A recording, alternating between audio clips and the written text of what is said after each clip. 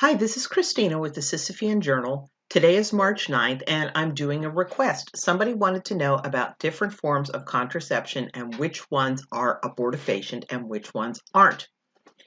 And this is kind of a hot button issue because a lot of pro-life organizations and activists really assert that every single hormonal method of birth control is an abortifacient, or at least can be, but on some of them, the jury's kind of out, and on some of them, it looks like the answer is actually no. And part of the problem we have also is that the definition of conception was changed in order to avoid having to answer that question. Up until birth control became common, artificial birth control as opposed to barrier methods became common, conception was the same as fertilization. Sperm hits the egg, and that first division takes place to show that this is a viable conception with a new genome. But after hormonal birth control became popular, they changed the definition of conception to mean implantation. Well, implantation tends to take place about 2 weeks after actual conception, which takes place midway in the woman's cycle. So we look at the beginning of her menstrual period, and about 2 weeks later is when the sperm would hit the egg, and about 2 weeks after that is when the egg would implant in the uterus. So those first 2 weeks of that new entity's life have been kind of written off as not meaning anything and as being prior to pregnancy actually happening. So that's something that, to the woman who wants to avoid even risking the life of a newly conceived human embryo, these are really important questions that need to be asked and need to be answered accurately. And like I said, a lot of pro-life sources just assume that all hormonally based methods of birth control are abortifacient. Well, I'm going to provide a link below to this source that I found, which first I read a position paper by the American Association of Pro-Life OBGYNs. And they even have some dispute about whether some methods of hormonal contraception can actually be abortifacient or not. But what they put out is so highly technical. I read through it, and then I looked at this that I'm providing to you, and this has the same kind of information, but it's much more understandable to somebody who's not a doctor or a freaking endocrinologist because it's very complicated. Now, this is a couple years out of date. Some of the methods of birth control they mention as new have become established. So they've got some interesting information at the front that you might want to read. And then they have their key. The green check mark means that you're not taking a risk that this is going to cause the death of a newly conceived human being. The X says it definitely will cause the death of a newly conceived embryo if one is conceived. Question mark, they're not able to determine for sure. There's some debate about it. The hourglass means that it has to do with the timing, and that will become clear as we look over some different methods. And then the new means that at the time of publication, it was too new to really know. And then they go through. And of course, condoms, they keep the sperm from hitting the egg. So of course, they're not abortifacient. Diaphragms, caps, and sponges, again, their purpose is to keep the sperm from getting through. And this femidum is the female condom. That's basically a modified dental dam. But that also is a barrier method, and it keeps the sperm from getting through. And spermicides, again, they're just killing the sperm so the conception can't take place. Now we start getting into some of the hormonal contraceptives. The progestogen only pill those do have a definite abortifacient activity. They're not very good at stopping ovulation. But one of the things that the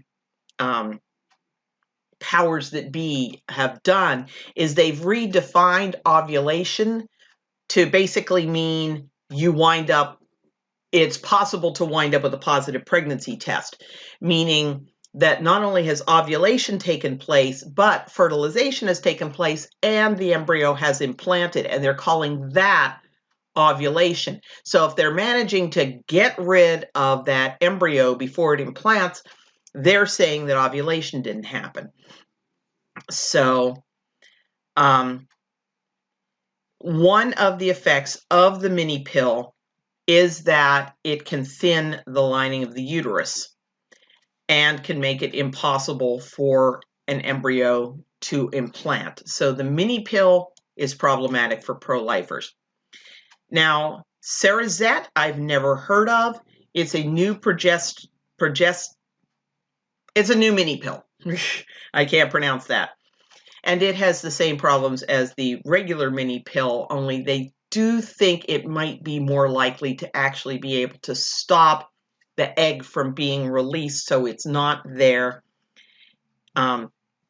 Here it says, like, unlike other mini pills, it is able to prevent ovulation almost 100% of the time, like the combined oral contraceptive pills. So this one is a lot less likely to make the lining of the uterus so hostile that it doesn't allow the embryo to implant it. It is a lot more likely to prevent the release of a healthy egg that could be fertilized. The combined oral contraceptive pill, again, that's a question mark because it does stop the release of the egg. It does thicken the cervical mucus, and it also thins the lining of the womb. Now, the reason there's a question mark, if it consistently thins the lining as much as it does at peak efficiency, then if conception took place, the embryo would be unable to implant. However, there is evidence that if there is breakthrough ovulation, the woman's body puts forth enough hormones to completely override that destruction of the uterine lining. So this is kind of, you have to make a decision. Oops, let's go back. Now, tricycling of the combined oral contraceptive pill, okay? And this is important, so I'm going to read the whole thing. Women who are concerned that the use of combined oral contraceptives may cause the loss of an embryo can eliminate the risk of ovulating by tricycling. The combined oral contraceptive pill is usually taken for 21 days out of every 28. And during the interval that the pill is not taken, it's the pill-free interval. So during the pill-free interval, a woman does not take the pill and therefore causes a rapid fall in pill hormones. This fall may cause some women to ovulate and subsequently to conceive.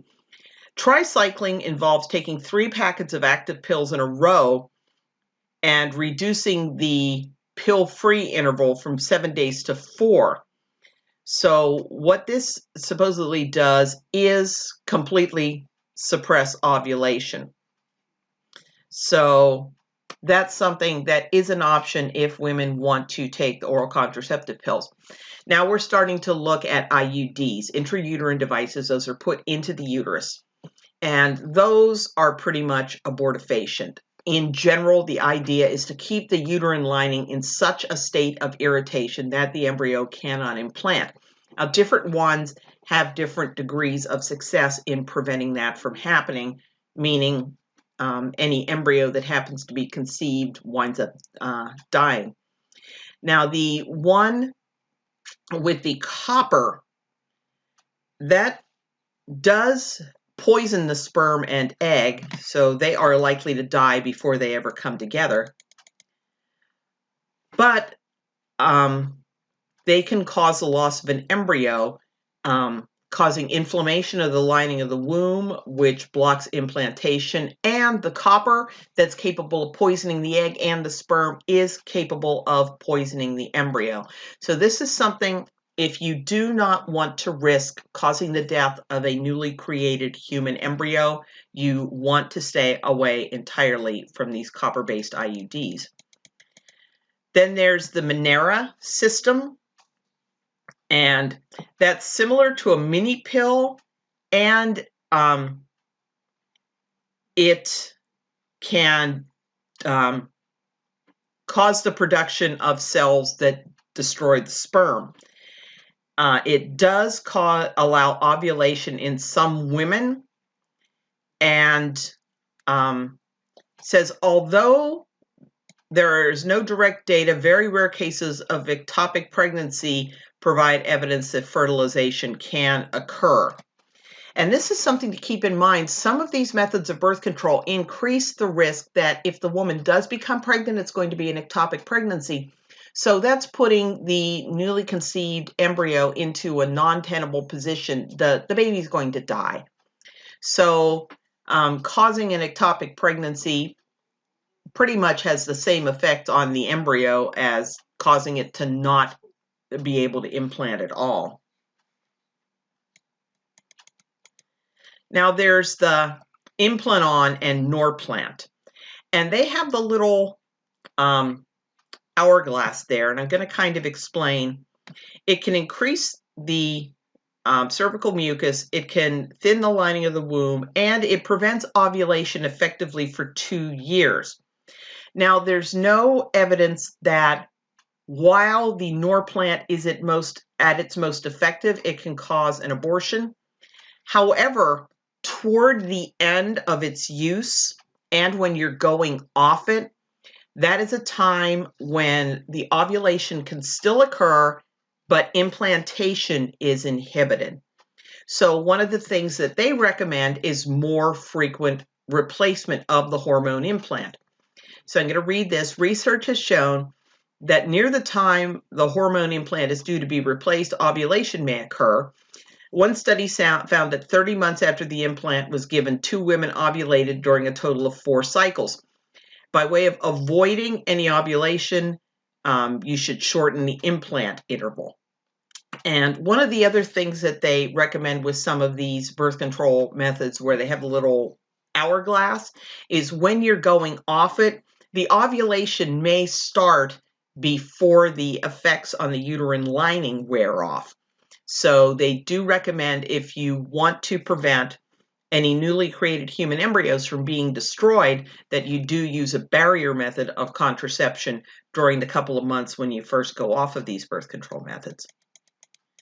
So Depo Provera, again, it has a high concentration of hormones, so it very likely does prevent the release of a healthy egg that can be fertilized.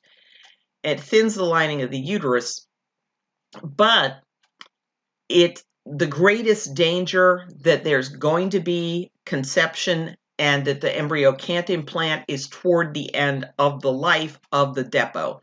So one of the things that they do recommend is just having the injection done more frequently so you're not taking that risk. Now they're looking at natural birth control methods, and this has gotten a lot more sophisticated than the old rhythm method that they talked about when I was a kid, where you just went by the date of your period and you track that, and okay, we got this period here where you're probably not fertile. There are actually several different methods. Some use a calendar, some use temperature, some look at cervical mucus. There are a lot of different varieties. And one of the nice things about them is that the couple can make decisions about whether they want to increase or decrease the chances of conception. So natural family planning can be used to increase the odds that you'll wind up with a baby instead of just decreasing the odds you'll wind up with a baby. So it really is putting a lot of control in the hands of the woman. So, and of course, it does nothing to the uterine lining, so there's no harm done to an embryo that does happen to be conceived. when you're using this method. And this describes them in more detail. Then there's female sterilization, getting your tubes tied. There is a small risk with this.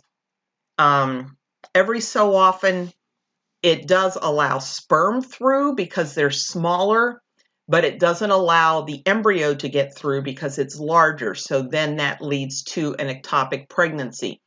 So if you're considering female sterilization as a method of birth control and you are concerned either for your own health reasons that you don't want to risk an ectopic pregnancy, or for pro-life reasons that you don't want to risk the life of an embryo that has no place safe to implant, you would want to talk to your doctor about the risk of ectopic pregnancy with the specific method of female sterilization that this healthcare professional wants to use. And then there's male sterilization, vasectomy. If it fails, there's no harm done to the embryo because it's just the same conception as otherwise. This is buffer gel. It's a contraceptive gel that was still undergoing clinical trials at the time this pamphlet was written. And let me see, the gel works by boosting the acidity of the vagina. So again, what this sounds like is similar to the sponge and spermicides. Probably not an issue for the pro-life woman. They are working on some different male contraceptives. Again, because it's working in the man, it's not causing a risk that it's going to do something to the woman's body that will make it inhospitable to any newly created life. Then there's the morning after pill. Advocates of the morning after pill try to assert that it only prevents ovulation. It does not do anything to prevent the implantation if conception has already taken place before you take the morning after pill. So the planned methods of action is it delays or stops the release of an egg and it slows the movement of sperm. But if conception has already taken place, then it does inhibit the newly conceived embryo from embedding in the uterus. And then there's RU486, mifepristone, which is used as an abortifacient, and it is also sometimes used as emergency contraceptive. It's not emergency contraception. It breaks down the lining of the uterus so that if a new human life is conceived, there is going to be no hospitable place for it to implant, and it's going to die. So, and then this talks a little bit more in detail so that it can give the woman information so that she can make an informed decision. So again, as you can see, unlike what most pro-life groups say, not all hormonal methods of birth control are abortifacient. They can be, but there can also be steps that you can take to mitigate that. So I recommend if you are looking into using some method of birth control that you follow the link below and you find this pamphlet and you have a discussion. You might even consider making your contraceptive choice in consultation with a doctor who is a member of the American Association of Pro-Life OBGYNs, and I will also provide the link to that below.